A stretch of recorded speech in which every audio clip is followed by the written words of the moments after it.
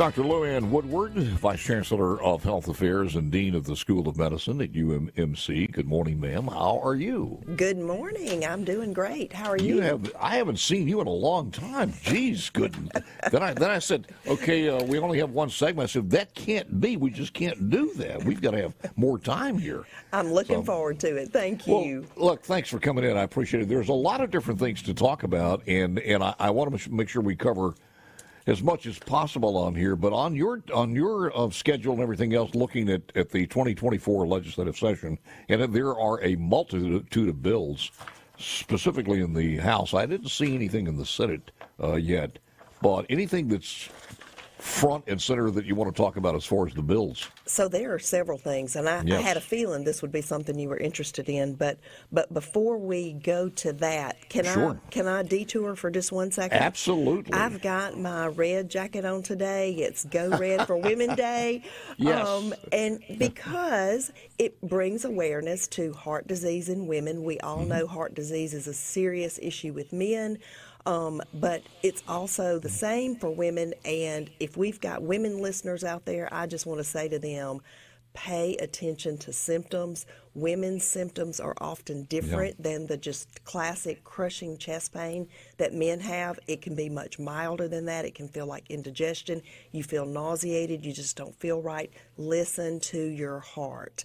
I just wanted to put out that kind of public service announcement. Thank you very Thank much. you for letting me do that. Well, I also want to say this, with all the new technology that we've had in the past several years, the smart watch and other devices, it's even more so.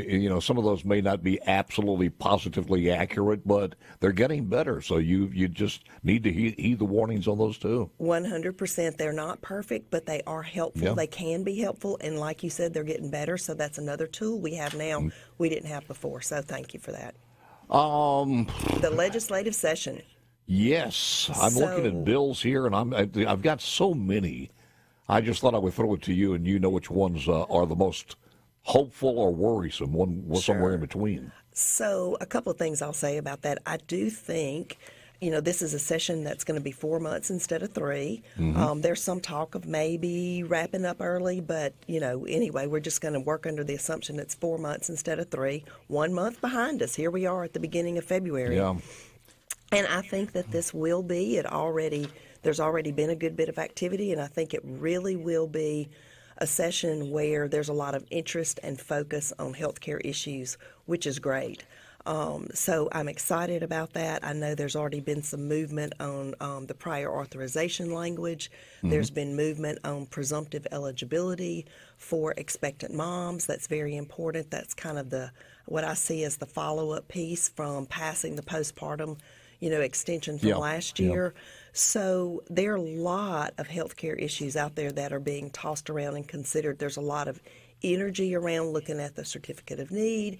So, and of course, we're hearing that there's going to be conversations about potential Medicaid expansion. And sometimes people will ask me about Medicaid expansion almost like if it's a sneaky trick question, because it seems that we've had some negative connotation around that term, but you can call it what you want to, but just more increase in the access of health care to people that need it. So I am encouraged, actually, that our state leadership and our elected officials are really taking what seems to be a good look, a fresh look, maybe at all of these issues at hand. I think that is, I'm personally very encouraged. I think a lot of people are just in the same category that I'm in. We just want to know two things. First of all, is it a good idea on affordability? Can the state afford that?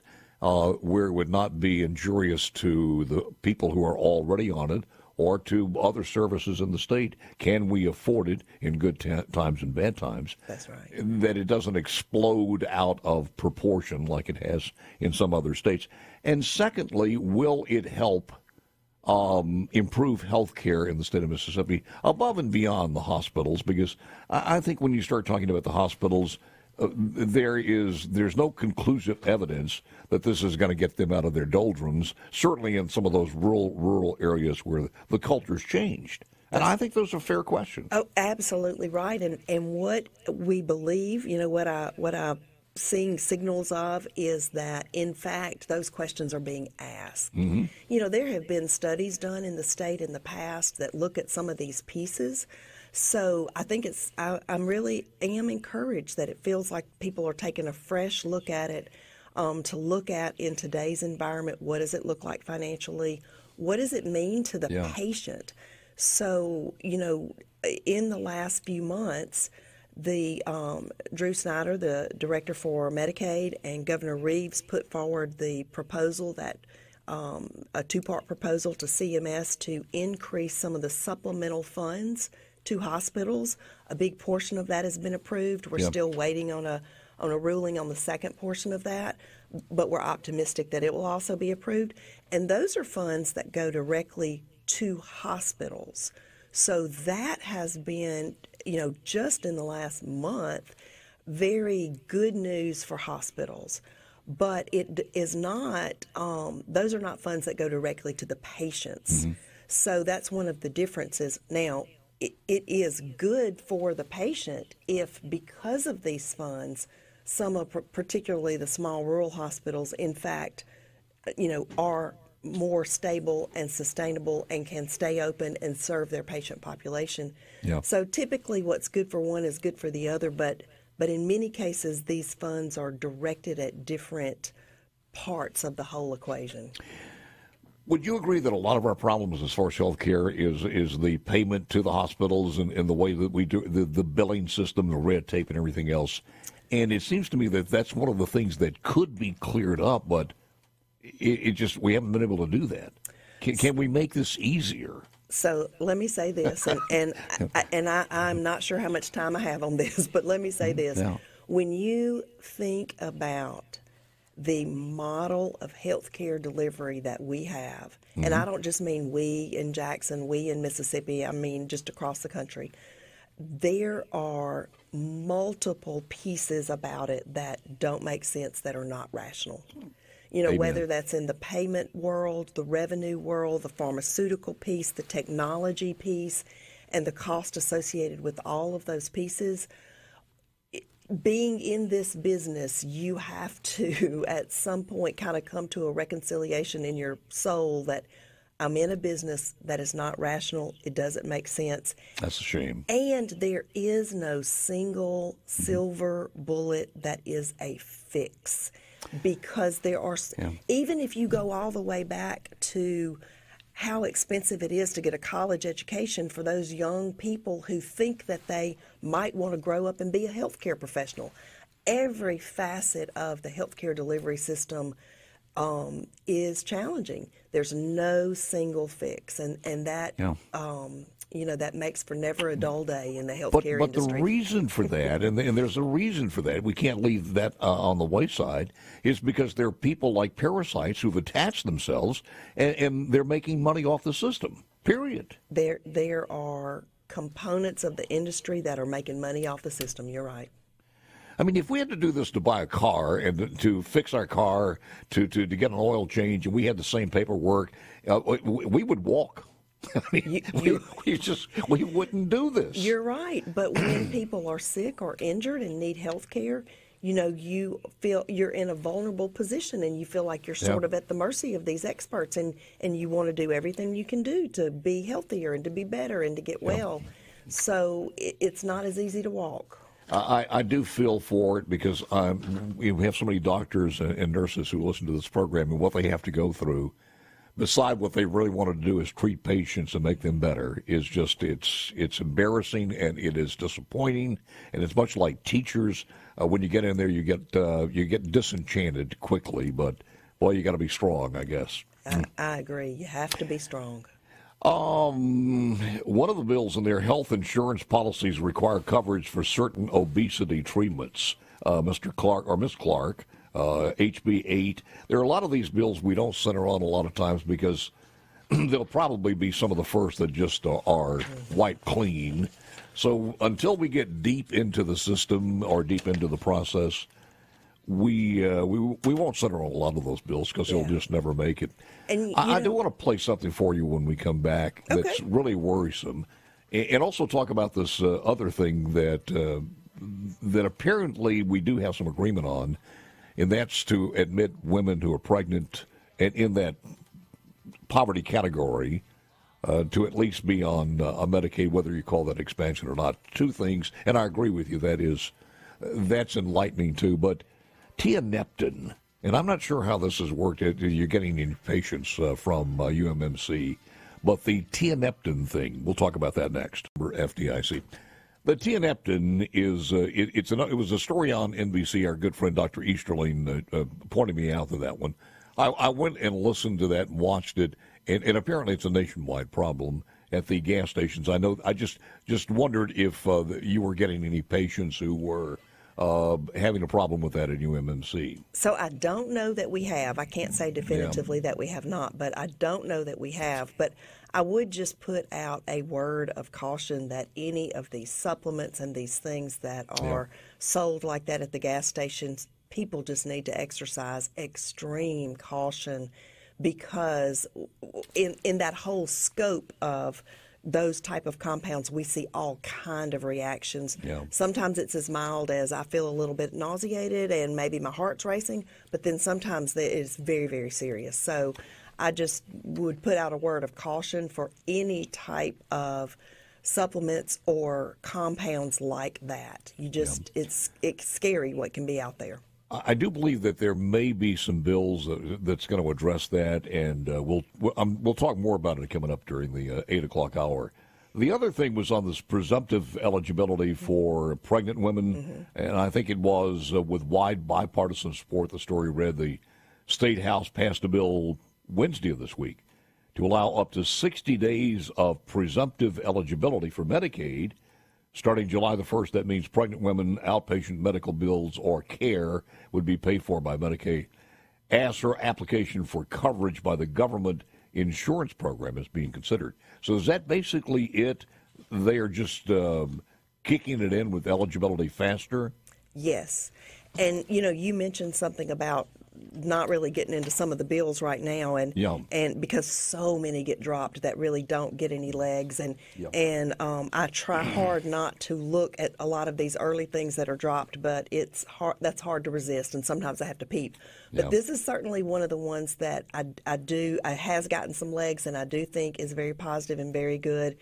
When you look at the health of a population, so much of the future trajectory is determined by events in adolescence, in childhood, in infancy, even before birth. So having those moms being able to have easier access to prenatal care and to all the things that they need to do to take care of themselves so that they can take care of their child, that's important, and I think I'm supportive of this, and hopefully we'll have successful passage. There was one talking about not paying much attention to it. I read one where to enable public employees to have health savings account. We have a health savings account, which is great. I didn't realize that the public employees don't have one, a health savings account. You don't have one, do you? Or no. And I do, I would have to look at that bill and see what it says.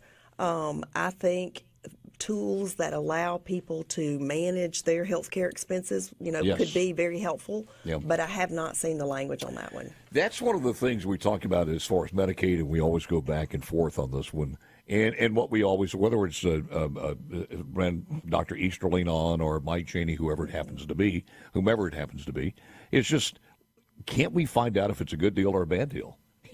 And either solve one or the other and get it done if it's a good deal, and it will help do it if it's not. Don't forget about the stigma of the word Medicaid expansion, but it goes on. We are, in our state, the worst cancer survivor rate in the nation. Why do you think that is? So you are absolutely right. When you look at cancer outcomes for patients across the country, we are at the bottom of that list. And like so many things, there is not one single problem. There are lots of reasons that kind of factor into that. my career, I'm an emergency medicine physician, and I spent 20 years in the adult emergency department at the medical center. That is the place, the emergency department is where you see all the failures of our system. We are the ultimate safety net, bottom line. So, and what I saw over and over and over again would be patients who would come in with some kind of malignancy, whether it's a breast mass or this or that or a lung lesion, and it would be in an advanced stage, but yet that is the first time they're presenting. And when you say, why, tell me why you haven't seen somebody before now, all the reasons in the world. I didn't have time. I didn't think it was anything. Sometimes it was something as heartbreaking as I didn't have a ride. So when you look at the reasons for our cancer outcomes, it is not a reflection on the cancer doctors we have in Mississippi. We don't have bad cancer doctors. They are doing all they can do. Yep. We've got wonderful cancer physicians, but it's tied into that whole access piece. Sometimes somebody needs more care than they might be able to receive at their rural hospital, or maybe they live in a place like I grew up, Carroll County, that doesn't have a hospital. And the trip to get to the next big city, be it Tupelo, Hattiesburg, Jackson, the coast, whatever, is more than they can manage. Yeah. It is multifactorial. You think most of these could be caught, or a great portion of this could be caught with just a regular physical? I do. Screening is very important. Screening, prevention, basic physicals, those are things that in this state we do not do well. We don't do enough, I should say. Then the logical thing to me, and I pull the remaining hair out just thinking about this, why don't we do it? We talk about skin in the game. If you're going to have Medicaid, if you're going to have government assisted, if taxpayers are going to pay for somebody else's health care, then you mandatorily say that you've got to have a physical, and if you don't get that physical within a certain period of time, then the health care will be dropped.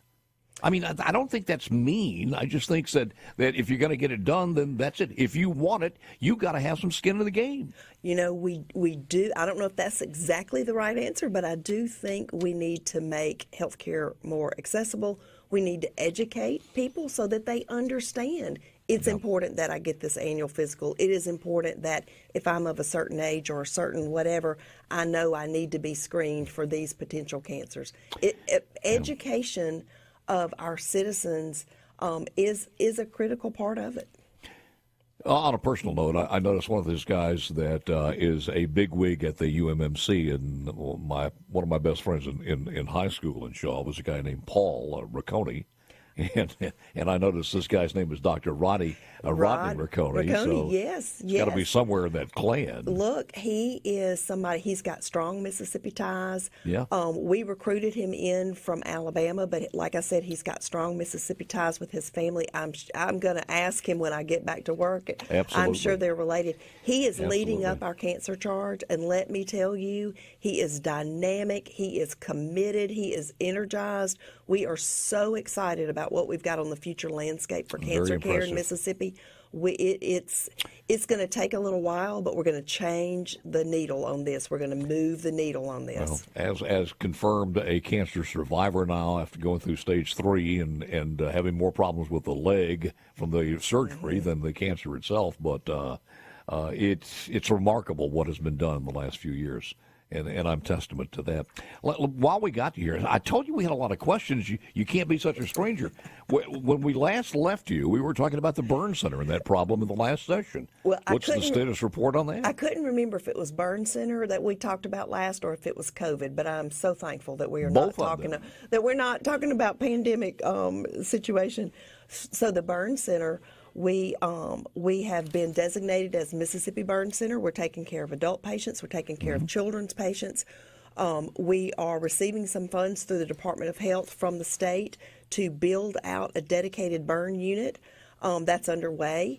In advance of that, we are already seeing lots of burn patients, and we are able, without having that dedicated unit yet, to still cohort those patients and to take care of them. Burn patients, as you might expect, have a lot of special needs. They're very prone to infection and just lots of things like that. So we do have a space where we have those patients currently cohorted and taken care of, but we are moving as fast as we can to get that burn center open. C-Spire text line, here's the question for you when we come back. Okay. What's behind the fencing along Lakeland Drive on the University of Mississippi Medical School property? I cannot wait to tell you. Finals in the Trustmark studios. I don't think she slowed up a bit since she recorded that song 122 years ago. She is absolutely a remarkable lady. She is amazing. What is behind the fencing? A couple of things are in the works there. What is going on there? Somebody wants to know. Yes, I'm happy to share. So this is, I have to give a shout out to Governor Reeves, Lieutenant Governor Hosemann, and especially Speaker Jason White, because he was kind of the primary champion behind the project behind the fence, and that is our new nursing school building. So the construction fence has gone up. The demolition of the existing buildings behind that fence is underway, and in about 2 years we will be opening a new nursing school building. We have now about enrollment in our nursing school is around 850, 860, 850 or 60 students. And we've been growing it as fast as we can. You know, we talked for years about the healthcare challenges, the workforce challenges, the need for more nurses. We've grown programs, we've added new programs, but this new facility will let us take another jump in enrollment by about 20%. So we are really excited about that and just eager to get that open and functional and going. What is the graduation percentage out of, let's say, 860? So that's the enrollment in the school. Each year there are around, I'm trying to think, we've just added a new cohort in Oxford, around between 250 and 300 that are graduating. You know, we've got programs that are 2 years to be a BSN. We've got a 1-year accelerated program to be a BSN. We have master's programs and doctoral programs. So at any given time in the School of Nursing, we've got multiple programs and students kind of in different phases of their training. It just seems like over the years, too, the scope of practice for nurses, it just gets more and more important as we go on. And I know we need some in the rural areas of our state that are underserved, so hopefully they'll continue that. Are they staying in the state of Mississippi? Is that a problem? So across the board for nurses, the number that we retain in the state, and this is a report actually that came out through IHL not too long ago, which reflects all the nursing programs in the state, is around 70% of the graduates stay in practice in the state. And our numbers at the medical center pretty much mirror that for nurses as well. So roughly 70%, and I think that's fantastic. It just popped into my mind, whether you're in the restaurant business or in the broadcast business, everything was tweaked a little bit and changed because of the pandemic. How did it change your world as far as medicine is concerned? Do you mean on the education side or the healthcare delivery side? Because that was a broad question. Oh, gosh, on the healthcare side, from telemedicine to everything else is just too vast. Yes. But I'm just talking about on a day-to-day basis as a nurse or as a doctor or a nurse. So you're talking about at the bedside delivering care. How is that different? Right. So, you know, we've seen a lot of things that are different from the standpoint of, like you said, some technology offerings and ways that we can connect with patients and try to help take care of patients that we either didn't have or weren't using as much prior to the pandemic. But one of the pieces that is very real and is a struggle and a challenge that we're trying to work through, you mentioned earlier, you got to be strong. And that is so true, because it seems that people are still a little bit more on edge. You know, we're seeing more in the way of workplace violence in healthcare settings than we were 5 years ago, 10 years ago, certainly. It just feels like everybody's patience is thinner than it was, and tempers are quick to flare. And very often it's the bedside nurse who bears the brunt of that kind of interaction. We talked about this a couple of weeks ago, but it seems also one of those things that we are now the little Johnny who was throwing a tantrum when he was young is now a full-fledged adult, and they've turned into Karens, and they don't know how to. It's just a cultural thing. I'm not sure it has anything to do with the pandemic or before or after there. Maybe it is, but it's just like people cannot control their anger. Well, I agree. We do see that. We see that in different settings, and it is puzzling and hard to solve. That's a tough problem to solve. Oh, I don't think you can, because it's inculcated now into them. It's almost like when I was a kid, if I would scream and cry enough, I could get out of this. And they think that's going to be the same thing of getting out of a DUI or whatever it happens to be, some thing that they didn't do at work. And it's just gotten crazy. And I'm not sure it's going to take a while to change that. Well, look, thank you so very much. I appreciate it. And don't be a stranger. You are welcome. It's been a delight to be here, so thank you. Thank you very, very much. Dr. LouAnn Woodward, Vice Chancellor of Health Affairs, Dean of the School of Medicine of